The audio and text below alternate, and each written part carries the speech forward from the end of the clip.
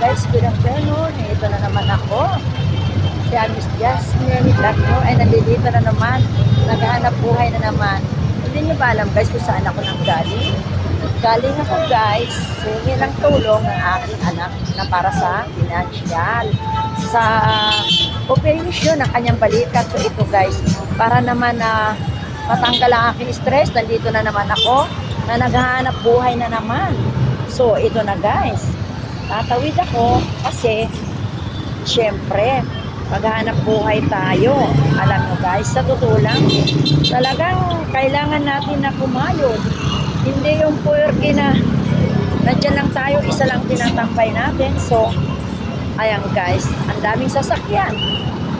So alam mo guys, tumatawid ako dito sa kalsada. Tingnan mo. Yan. Maghanap buhay ako ngayon guys. Kasi need ko rin na kahit pa paano. Siyempre guys, kailangan natin yung mga pang-araw-araw. So mag-sideline na naman tayo guys. Ayan guys, so kung saan ako ngayon. So ito tayong panahon natin na kailangan natin talagang kumayod. Hindi tayo aasa tayo sa isang bagay-bagay lang. So andito medyo mora-mora. Napadaan nga ako. O ayan. Diba?